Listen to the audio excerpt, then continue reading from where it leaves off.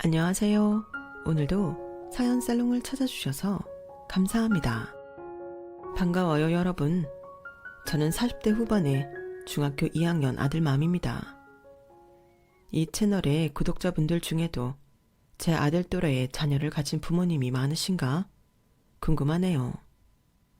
중학교 2학년이라니 참 단어만 들어도 무시무시하고 심장이 뛰는 나이 아닌가요?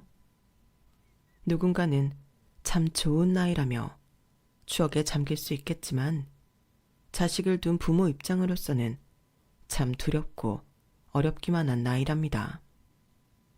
말로만 듣던 사춘기에 접어드는 나이니까요.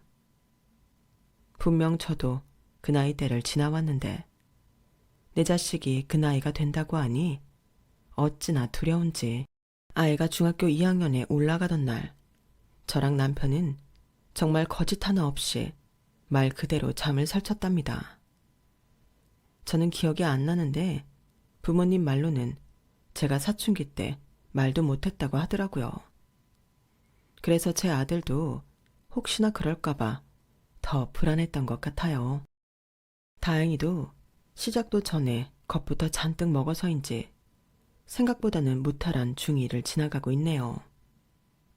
주변 이야기를 들어보면 딸이건 아들이건 가리지 않고 사춘기를 겪어 부모와 관계가 소원해지고 2차 성징이 와서 나날이 달라지는 신체적 변화에 부모들도 제 자식이 낯설다고 하는 시기인데 제 아들은 변성기가 조금 온 것 빼고는 크게 달라졌다 싶은 점은 없어요.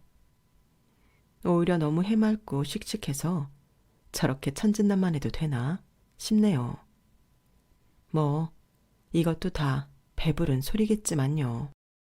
아이가 초등학생 때만 해도 별 걱정이 없었는데 확실히 커가면서 교육에 대한 걱정도 들기 시작했어요. 실은 제가 공부머리가 좀 없었거든요.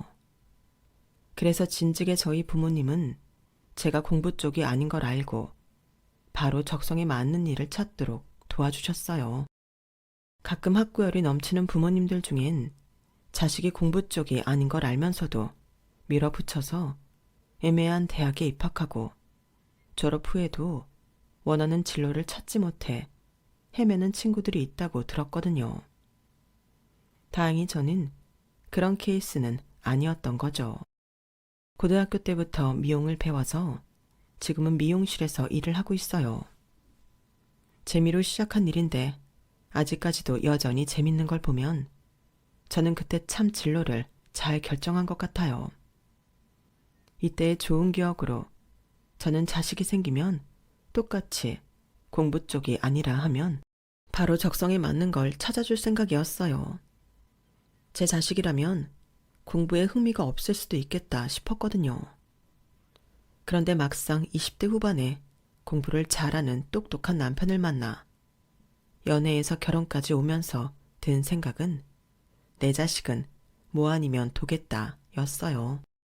손님, 다 됐어요. 어떠세요? 마음에 드세요? 네, 너무 예쁘게 잘 잘라주셨네요. 명함 하나 받아갈 수 있을까요? 다음에 또 올게요. 남편과 저는 미용사와 손님으로 만났어요. 솔직히 미용사들은 대부분이 스케줄 근무를 해서 쉬는 날이 고정되어 있지 않은 데다 일을 하는 날은 하루 종일 미용실에 박혀 있다시피 하다 보니 다른 곳에서 남자를 만나 연애를 할 기회가 별로 없었거든요. 그래서 같은 미용사를 만나거나 저처럼 손님과 미용사 사이에서 만나는 경우가 많았어요. 저희는 후자였죠. 머리가 마음에 든다며 명함을 받아간 남편은 그 뒤로도 서너 번 정도 더 손님으로 찾아왔어요. 그리고 네 번째로 찾아온 날 저에게 개인적으로 밖에서 식사하지 않겠냐고 연락을 했죠. 제가 쉬는 날이 일정치 않다 보니 약속은 참 어렵게 잡혔어요. 사실 미용실에 워낙 진산 손님이 많고 다양한 사람들을 많이 만나다 보니 남편 같은 사람은 참 흔치 않게 느껴져서 호감이 가던 참이었거든요. 그때 남편은 언제나 예약 시간도 잘 지키고 매너도 좋고 친절했어요.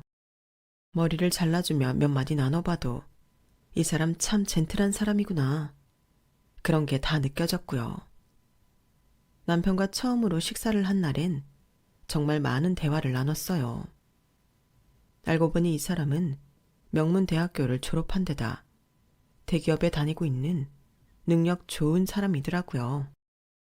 솔직히 남편이 먼저 식사를 제안해 주는 걸 보고 저도 내심 이성적인 호감이 있던 사람이라 기대를 했었는데 그 얘기를 듣자마자 갑자기 둘 사이에 단단한 벽이 세워진 것만 같은 느낌이 들었어요.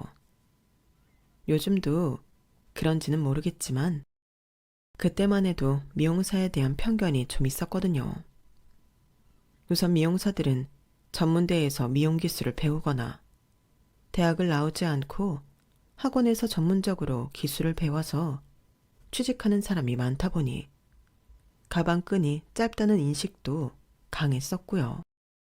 직업 특성상 다양한 헤어스타일에 관심이 있다 보니 일반 사람들에 비해 화려하거나 요란한 머리 때문에 양아치 같다는 편견도 있었어요. 그래서인지 괜히 사람들이 흔히 말하는 번듯한 엘리트 코스를 밟아온 남편이 그때는 심하게 부담스럽게 느껴졌어요. 이성적인 호감은 있었지만 내가 과연 이 사람과 어울리는 사람일까 하는 고민이 들었죠. 하지만 그럼에도 이 사람이 궁금하고 알아가고 싶은 마음이 들어서 만남은 이어졌어요. 남편은 어렵게 생각했던 첫 인상과는 달리 알면 알수록 재미있고 편안하더라고요. 이 사람에 대해 자세히 알기 전 손님과 미용사로 만났을 때처럼요. 원래 다른 사람을 편안하게 해주는 능력이 있는 사람이었는데 제가 조건만 보고 벽을 세웠었던 거죠. 만날수록 이성적인 호감은 물론이고 인간적인 호감까지 날이 갈수록 높아지는데 제 마음을 표현하기도 어렵고 끝이 뻔히 보이는 것 같다는 생각을 지울 수가 없어 일정 수준 이상 다가가기가 어려웠어요. 이런 마음을 가지고 만남을 계속하는 것 자체도 마음에 걸렸고요. 이런 제 마음을 눈치챘는지 하루는 남편이 그러더군요. 소미 씨, 제가 혹시 불편한데 자꾸만 불러내는 건가요? 아니에요, 그런 거. 소미 씨는 저를 어떻게 생각하고 계신지 모르겠지만 사실 저는 소미 씨가 좋아서 잘해보고 싶거든요. 소미 씨는 어때요? 남편이 그렇게 말을 하는데 과장이 아니라 정말 숨이 멎을 것 같았어요. 제가 감히 넘봐도 되는 조건을 가진 그런 남자가 아닌데 너무나 괜찮은 남자가 제게 호감을 표시하고 있었으니까요. 솔직히 거기서 거절할 이유란 전혀 없었지만 딱 하나 신경 쓰이는 게 있었어요. 그때 남편 나이도 그렇고 저도 둘 다 20대 후반이었거든요.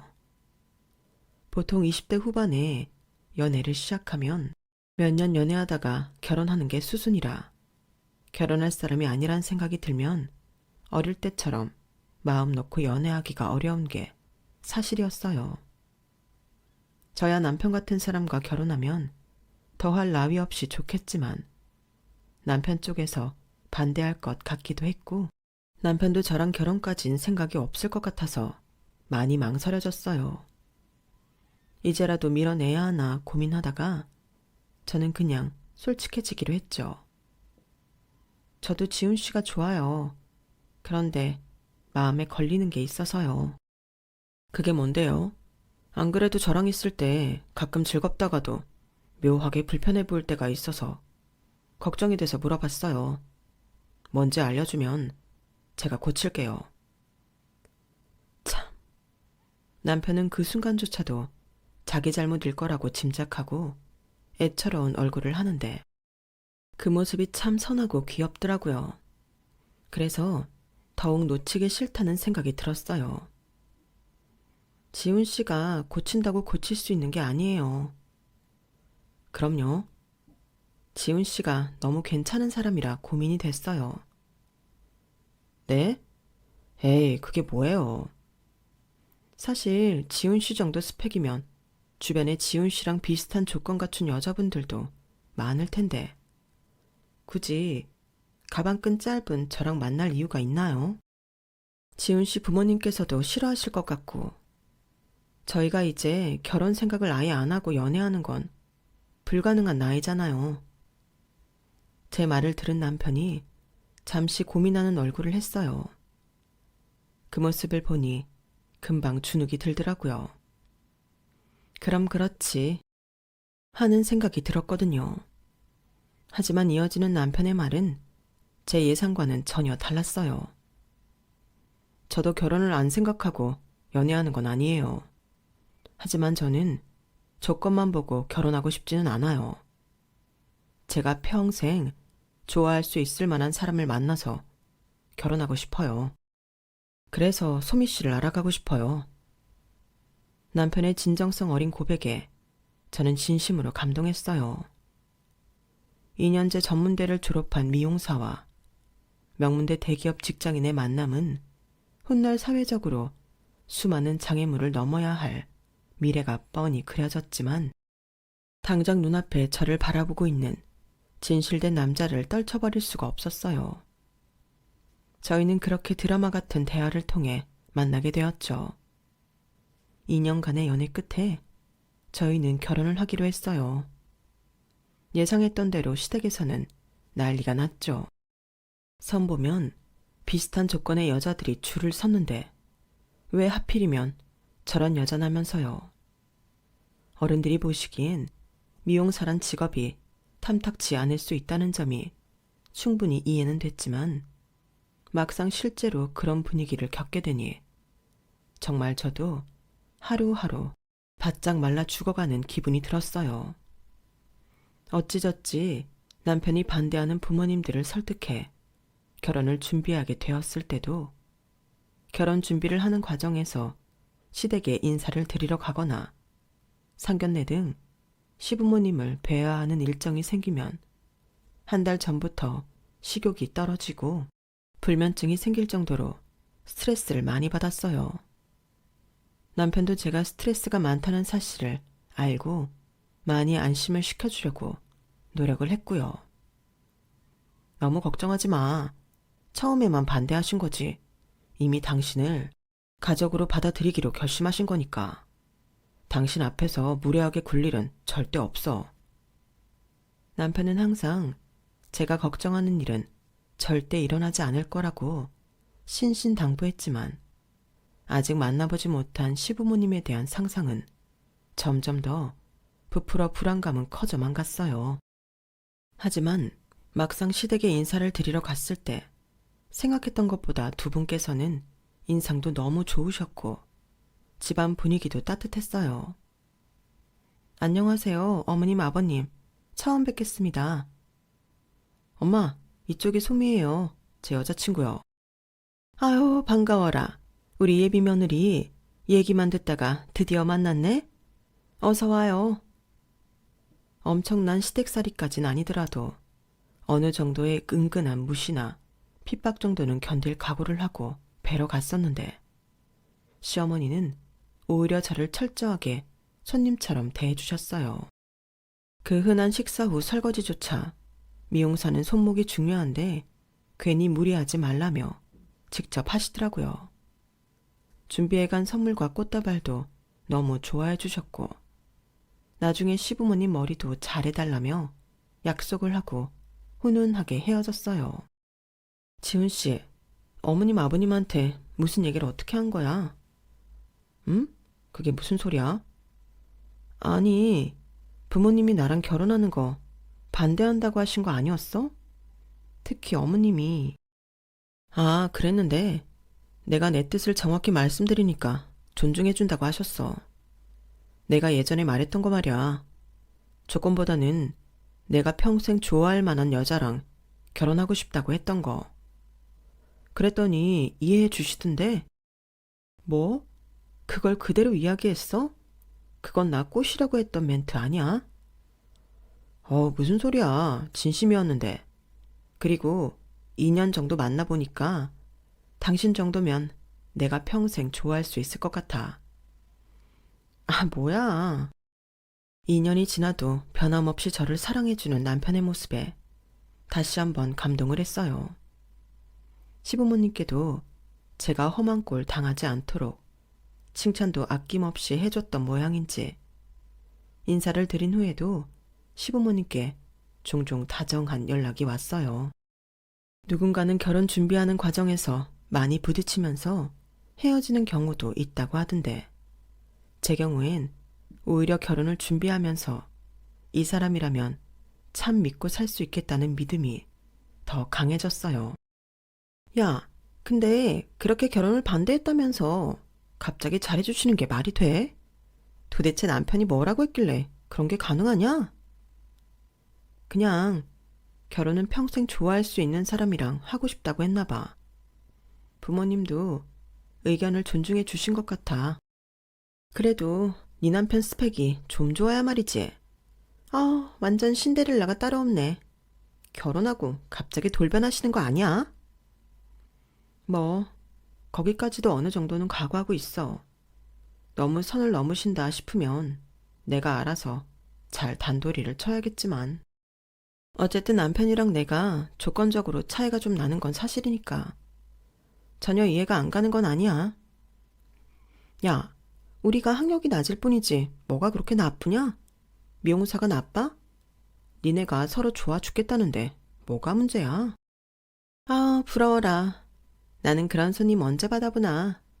내 손님들은 죄다 아저씨나 진상들 뿐인데. 고달프다, 고달파. 주변 친구들조차 차이가 많이 나는 저희의 결혼을 걱정하면서도 많이 부러워했어요. 그렇게 많은 사람들의 부러움과 축복 속에서 결혼식을 올린 뒤에도 불안감이 아예 떨쳐졌던 건 아니었어요. 지금은 잠잠하다 해도 막상 결혼한 뒤에 돌변했다는 시댁 이야기가 많은 만큼 친구 말대로 될 가능성도 낮진 않았으니까요. 하지만 늘 경계하고 긴장했던 것도 결혼한 지 1, 2년이 지나자 점점 느슨해지기 시작했어요.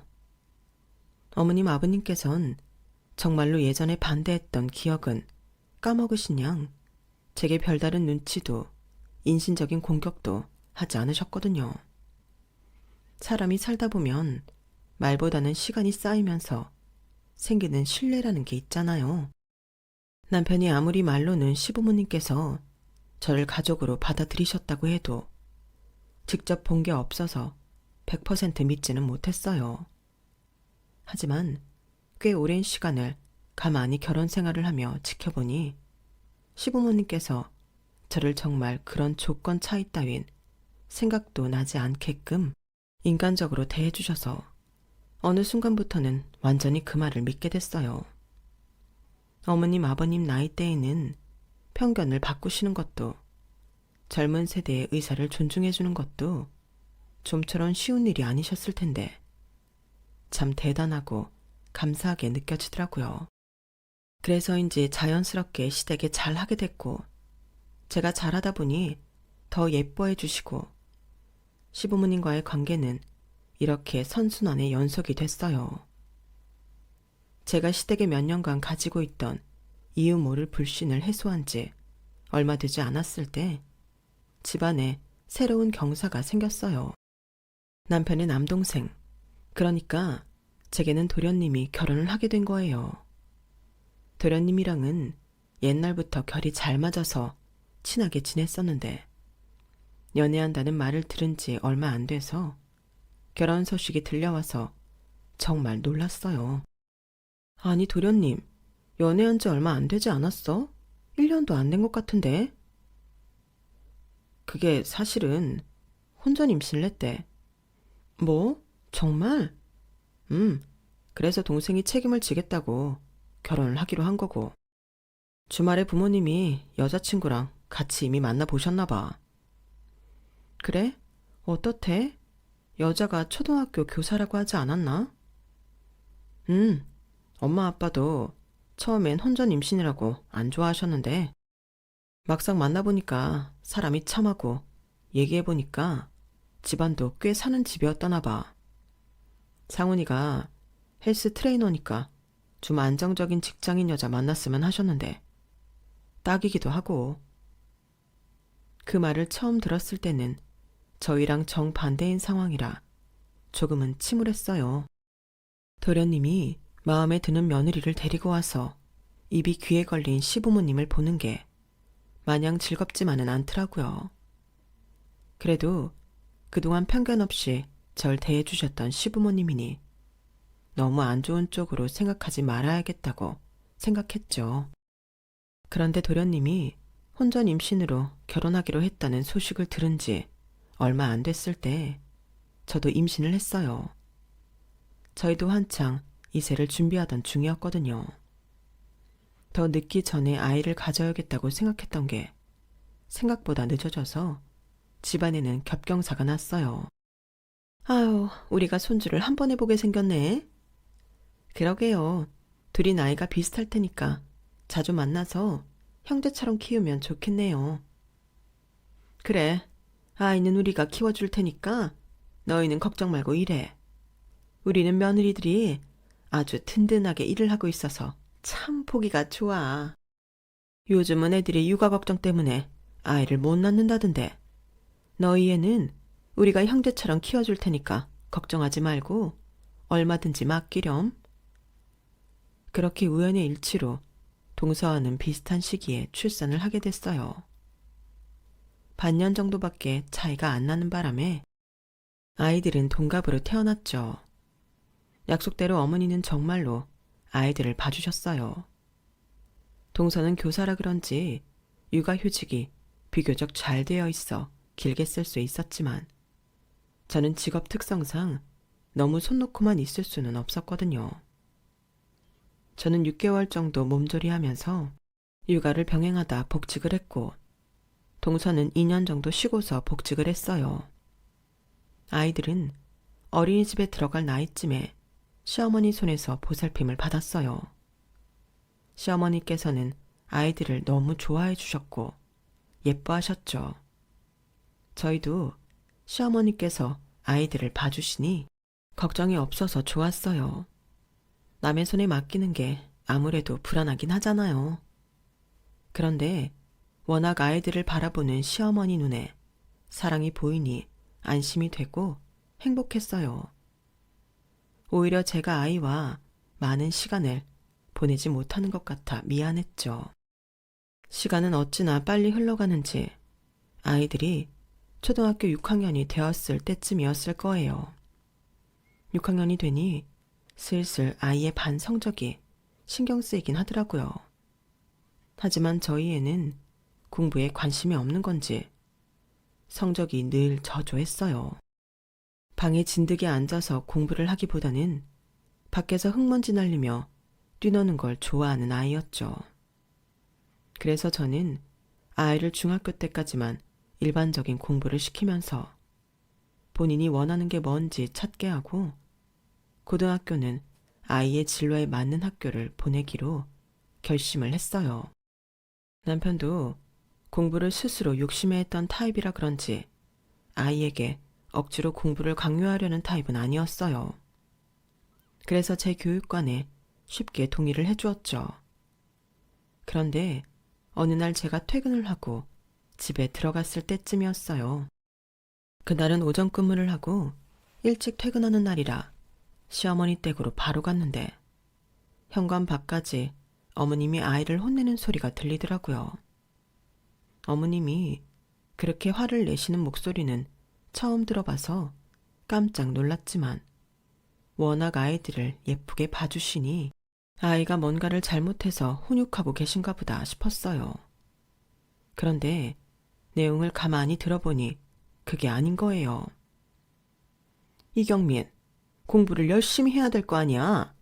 아빠처럼 좋은 대학 가서 좋은 회사 들어가려면 지금부터 공부를 열심히 해놔야지. 옆에 희진이 봐라.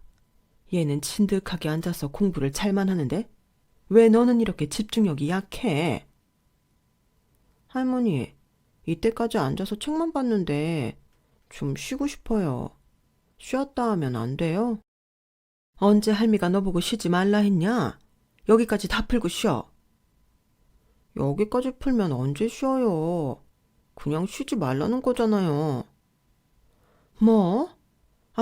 아무튼 희진이는 이렇게 야무지게 앉아서 집중력 있게 푸는데 너는 왜 이 모양이니? 어릴 땐 니네 아빠가 훨씬 공부 잘했는데 손주들은 그렇게 바로 물려받는 게 아닌가 보네. 참, 애들 공부시키는데 아빠들 얘기까지 꺼낼 건 또 뭔지. 좀 이건 아니다 싶어서 초인종을 눌렀죠. 그랬더니 갑자기 집안에 소리가 뚝 끊기더니 잠시 뒤에 문이 열렸어요. 어머니는 그렇게 화를 내시던 것 치곤 평화로운 얼굴이셨어요. 예상치 못했던 모습이라 조금 놀랐죠. 경민이 데리러 왔니? 오늘은 퇴근이 빠르구나. 미리 연락을 하지. 아무 일도 없었다는 듯한 태도가 조금 마음 한구석을 쎄하게 했어요. 그래서 일부러 직접적으로 여쭤봤죠. 어머님, 경민이 어머님한테 혼나고 있었던 것 같은데 경민이가 뭘 잘못을 했나요? 아니다. 혼내긴 무슨. 경민아, 할미가 너 혼내든? 어머니가 묻자 아들이 약간 하얗게 질린 얼굴로 고개를 황급히 젓더라고요. 그때부터 뭔가 잘못되었다는 느낌이 강하게 들었어요. 그럼 뭐예요? 아까 큰 소리 나던데 경민이한테 뭐라 하는 소리가 복도까지 다 들렸거든요. 그거는 혼낸 게 아니라 애 공부 좀 시키려다 보니까 그렇게 된 거야. 봐, 희진이는 이렇게 책 딱 펴고 잘 앉아 있는데 경민이 애는 1시간 공부했다 하면 금방 집중 못하고 딴짓을 한다니까. 얘는 우리 집안 독자인데 십 잘 가면 그만인 여자애보다 공부를 못해서 되겠니? 어머님, 요즘 독자 그런 게 어딨어요. 십 잘 가면 그만이라니. 요즘은 그런 시대도 아니고요.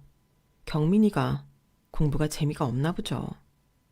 어머님, 너무 억지로 하라고 강요는 안 해주셨으면 좋겠어요. 아니, 공부를 재미없다고 안 한다면 어떡해? 그렇게 키워서 애를 뭘 만들려고? 내일 모레 당장 중학교 입학하는 나이인데 지금부터 공부를 시켜야 할 거 아니야. 저희는 아이가 공부가 적성이 아닌 것 같다고 하면 다른 흥미 있는 일을 시키려고 했어요. 어머니, 아직 중학교도 안 들어간 애한테 너무 강요 안 해주셨으면 좋겠어요. 아니, 내가 얘 밥도 챙겨주고 돌봐주는데 이 정도 간섭도 못해? 너희는 그렇게 생각할지 몰라도 나는 네 남편 이렇게 교육시켜서 잘 키워냈어. 어릴 때 공부하기 싫어해도 부모가 자꾸 시키면 애들이 안 하다가도 하는 거야. 부모가 돼서 그렇게 애를 빨리 포기하려고 하면 어떡해? 그러다 애 인간 안 된다. 너무 확고한 어머니의 태도에 저는 더 이상 말을 붙일 수가 없었어요. 이러다 어머님과 사이가 벌어지겠다 싶었거든요. 사실 일하는 동안 아이 봐주시는 것만 해도 너무 감사한데 갑자기 이럴 거면 네 아들 네가 키워라 하고 방치당할까 봐 무섭기도 했고요. 그래서 대충 알겠다고 하고 경민이를 데리고 황급히 들어왔어요. 집으로 돌아오는 차 안에서 아들은 말이 없었어요. 그 침묵이 내심 걱정돼서 아들에게 말을 걸었죠. 경민아, 할머니가 그래도 잘해주시지? 희진이랑은 계속 사이좋게 잘 지내는 거지? 희진이랑은 괜찮아. 근데 나 할머니 집에 이제 안 가면 안 돼? 응? 그게 무슨 소리야? 왜? 할머니가 너무 공부하라고 잔소리하고 잠깐도 못 쉬게 해서 너무 힘들어. 나도 친구들이랑 약속도 자꾸 하고 싶은데 할머니가 허락도 안 해주고 애들이 나랑 놀기 너무 힘들다고 이제 나 안 불러. 뭐라고? 엄마가 할머니한테 잘 이야기해볼게. 진작에 말을 하지. 할머니한테 얘기하지 말고 그냥 내가 할머니네 집에 안 가고 혼자 있으면 안 돼. 밥은 이제 내가 알아서 꺼내 먹을 수 있어. 안 돼. 그거랑 같아? 할머니랑 있으면 항상 따뜻한 밥 지어주실 텐데. 집에 보호자 없이 혼자 있는 것도 엄만 불안하고. 엄마가 할머니한테 이야기 잘해줄 테니까 걱정하지 마. 제가 아들이 혼나는 걸 들어서인지 평소라면 내색 안 했을 아들이 그날따라 엄청 칭얼거렸어요. 그런데 제가 잘 타일러 보겠다고 한 말에 아들이 갑자기 닭똥 같은 눈물을 뚝뚝 흘리더군요. 경민아, 갑자기 왜 울고 그래? 어? 너 할머니 댁에서 무슨 일 있었어? 할머니 집에 가기 싫어. 너무 힘들어. 뭐가 그렇게 힘든데? 응? 말해도 엄만 내 편 안 들어줄 거잖아. 무슨 소리야? 엄만 네 편이야, 경민아. 정말 난처했어요. 갑자기 애를 어디 맡길 데도 없는데 할머니 댁에 가기 싫다고 투정을 부리니 어떻게 해야 하나 싶었죠. 그럼 경민아, 할머니 댁에 며칠만 더 가고 엄마가 한번 볼게. 응? 할머니가 너무 경민이 힘들게 하는 것 같으면 엄마가 다시는 할머니 댁에 안 보낼게. 알았지? 말없이 울기만 하는 아들을 겨우 달래서 집에 데리고 들어가는데 마음이 아프더라고요. 그동안 혼자 마음고생을 해왔다는 게 고스란히 느껴졌어요. 그래서 그날 이후 아이를 어머님 댁에서 바로 데리고 오지 않고 조금 더 머무르면서 어머님의 태도를 지켜봤어요. 평소 아이들에게 어떻게 대하시는지 궁금했거든요. 그리고 아이 말이 사실인지를 확인해야 갑자기 잘 맡기던 아이를 안 맡기겠다고 할 명분이 생기기도 했고요. 그런데 가만히 살펴보니 정말 묘하게 저희 아들을 차별하는 게 느껴졌어요. 우리 경민이는 밥을 이렇게 잘 먹어서 어떡해? 응? 공부도 이렇게 밥 먹듯 하면 참 좋을 텐데. 이거 먹으면 또 졸리다고 공부 안 하려고 할 거 아니야. 희진이처럼 적당히 먹어. 아우, 경민아. 너는 책은 한 자도 안 읽는 애가 어디서 이런 잡다한 만화책은 주워다 읽니? 이럴 시간에 교과서를 한 자 더 들여다봐. 경민아, 이런 외국 드라마 볼 거면 영어 공부해서 자막 없이 봐. 응? 어차피 볼 거 공부도 되고 좋잖아. 너 진짜 그러다 커서 뭐 될래? 애가 왜 이렇게 뭐 하나 진득하게 붙잡고 하는 맛이 없어? 어머니는 정말 습관처럼 공부해라. 커서 뭐 될래? 이런 말을 하시더라고요. 이런 생각은 안 하고 싶었지만 희진이는 동서를 닮아서 그런지 정말 어머니 말씀대로 공부도 잘하고 얌전한 애였는데 경민이는 활달한 아이였거든요. 주말에도 경민이를 데리고 나가면 하루 종일 지치지 않고 뛰어놀 정도로요. 아이는 각자 가진 특성에 따라 키워야 한다는 생각을 가진 저와는 확실히 다른 교육관을 가지고 계셨어요. 그래서 저는 결국 아이를 데리고 나오기로 했죠. 어머님, 이제 경민이는 저희가 돌볼게요. 그동안 맡아서 키워주신 거 감사했어요. 뭐? 갑자기 그게 무슨 말이냐? 얘 혼자 있으면 밥도 제대로 못 챙겨 먹을 텐데. 왜? 우리 집에 두지 않고. 이제 혼자 차려 먹을 수 있을 만큼 컸잖아요. 더 이상 어머님 힘들게 해드리고 싶지 않아서요. 아, 나 때문이라면 됐다. 나야 하루 종일 이 양반이랑 둘이 있는 것보다 애들이랑 있는 게 훨씬 활기차지. 내가 경민이랑 희진이 보는 맛으로 사는데 날 위한 거면 계속 맡겨. 응?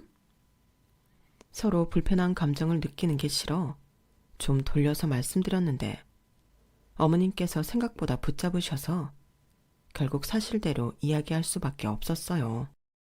사실은 아이가 조금 힘들어하는 것 같아서요.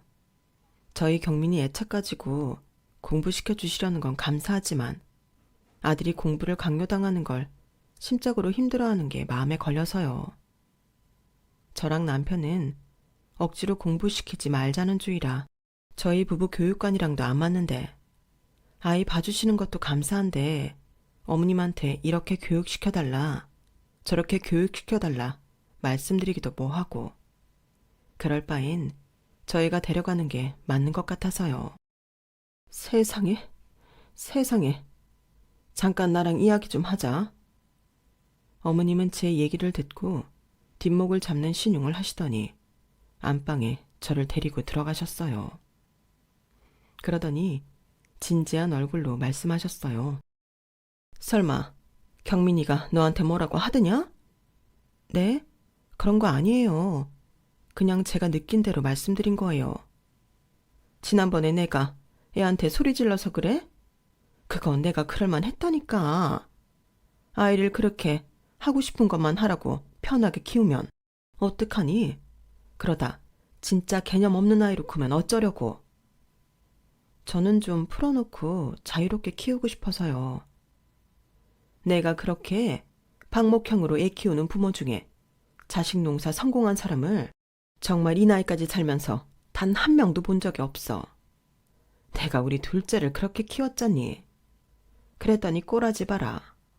헬스 트레이너가 뭐니? 헬스 트레이너가. 세상에 몸 써서 일하는 것만큼 사람 격 떨어지고 천박한 게 없는데 내가 첫째한테 투자하느라 둘째는 좀 소홀히 했더니 애가 저렇게 될 줄 어찌 알았겠니? 내가 손주들은 그렇게 되지 말라고 이렇게 애쓰는 거야. 며느리 둘 다 일하니까 자연히 방목형으로 키울 수밖에 없는데 손주들이라도 그렇게 되면 안 되니까. 아, 어머님, 도련님이 뭐 어떻다고 그러세요. 도련님 정말 예의도 바르고 착하고 인품 좋은 분이세요. 본인 하시는 일에도 애정 많고 열심히 성실하게 하고 계시고요. 직업 가지고 그렇게 잘못 키웠다고 판단 안 하셨으면 좋겠어요. 결국 사회 나가면 사람이 다 직업 가지고 서로를 판단하는 법이야. 그래서 내가 공부를 하라고 애들한테 시키는 거고 지금은 내가 애들한테 뭐라고 하는 게 마음에 안 드니 그렇게 생각하는 거 이해한다만 나는 다 사람 만들려고 이러는 거야. 나중에 경민이 잘 되면 나한테 제일 고마울걸? 충분히 이유를 설명한 것 같은데 자꾸만 같은 말을 되풀이하시는 이유를 잘 모르겠더라고요. 제 아들인데 너무 통제하에 두려는 것 같아서 기분이 점점 안 좋아졌어요. 게다가 열심히 살고 있는 도련님까지 끌고 와서 실패한 아들인 양 이야기하시니 기분이 정말 안 좋더라고요. 직업 편견을 안 갖고 있는 것처럼 하시더니 결국은 도련님을 저렇게 생각하고 계셨다는 걸 보면 저를 어떻게 생각할지도 뻔했어요. 그래서 빨리 피하고 싶어지더라고요. 어머님, 감사한 건 충분히 아는데 제 아들을 교육시키고 그에 따른 책임은 온전히 부모인 저희가 지는 게 맞는 것 같아요. 아무튼 경민이는 이제 데리고 갈게요. 그동안 정말 감사했어요. 그렇게 좋게 마무리하고 나가려는데 어머님이 제 손목을 강하게 붙잡으셨어요. 내가 비록 아들 하나, 며느리 하나, 반쪽짜리밖에 성공을 못 시켰지만 내 손주들은 그 꼴 못 본다. 네? 반쪽짜리라뇨? 갑작스러운 호통에 제가 뭘 들은 건지 판단이 안 섰어요. 잘 키워놓은 아들은 웬 미용사 잡것이 데리고 가고 다른 아들놈은 잡놈으로 키워놨더니 괜찮은 여자 잡고 인생이 마음대로 되지 않는 거 나도 아는데 한번 자식들 키워봤으니 내가 요령이 있어도 니네보다 더 있어. 자식은 붙잡고 키우는 게 답이야. 니네 아들은 널 닮아 그런지 아주 논팽이 기질이 다분한 걸 내가 다 잡으려고 하는데 도대체 뭐가 불만이니? 네 아들이 네 남편처럼 커야 너도 좋은 거 아니니? 너처럼 어디 손목 나가면 하지도 못할 일 하면서 평생을 노동하게 하고 살고 싶어? 어머님, 절 계속 그렇게 생각하고 계셨어요? 정말 듣고 싶지 않았던 말을 결국 어머니께서 내뱉자 저도 버튼이 눌린 사람처럼 화가 나기 시작했어요. 제가 화를 내자 좀 당황하시는 것 같았던 시어머니가 다시 소리를 지르시더라고요. 그럼 내가 너 뭐 직업이 마음에 들어서 며느리로 받아들인 줄 아니? 알 거 다 아는 애가 왜 이래? 네, 그렇게 자식 의사 존중해 주신 거 감사한데요. 그런 편견 좀 버리세요.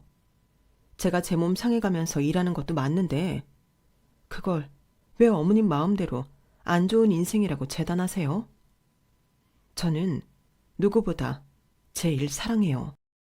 제가 공부를 잘해서 좋은 대학, 좋은 회사를 다녔어도 지금처럼 행복할지 의문일 정도로요.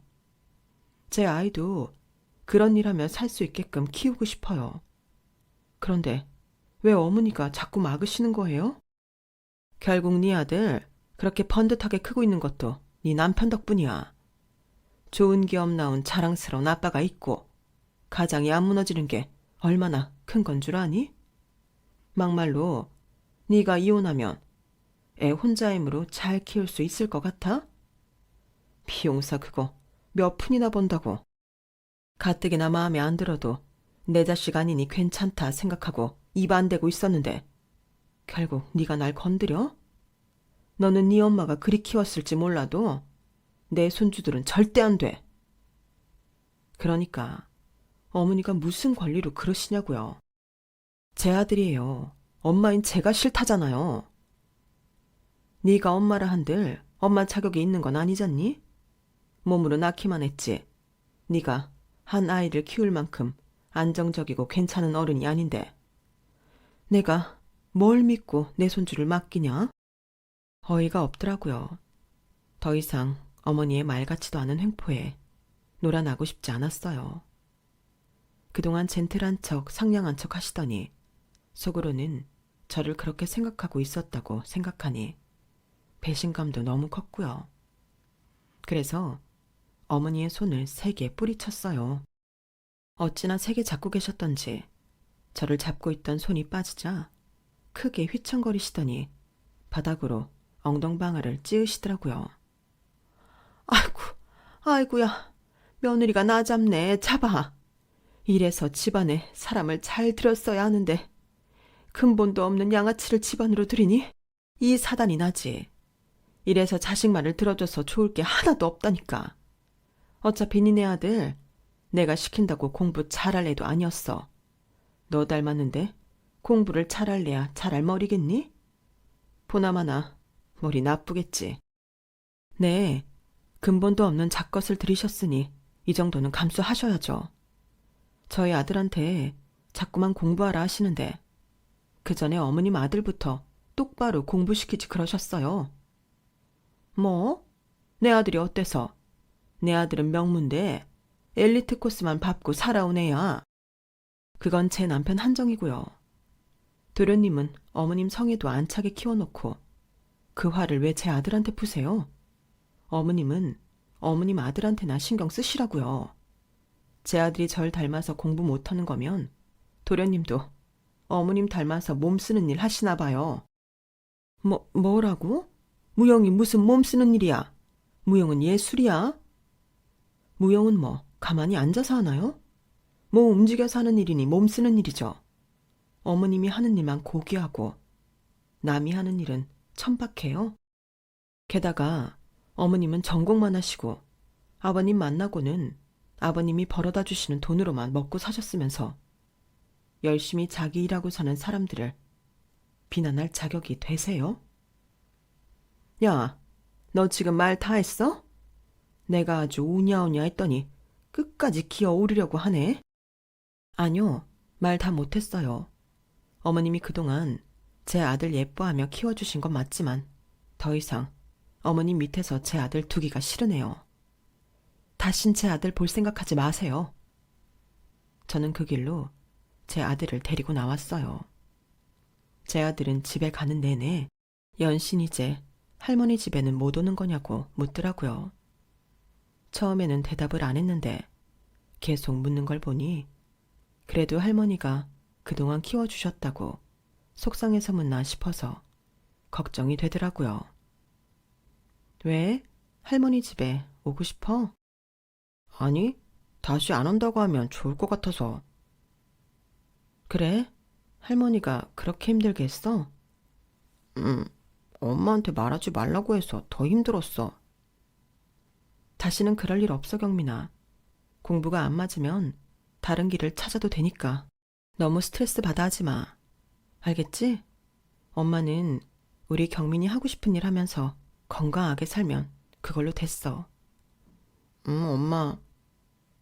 그렇게 사고를 치고 나오고 내심 뒷일이 걱정이 됐는데 아들의 밝아진 얼굴을 보니 후련하더라고요.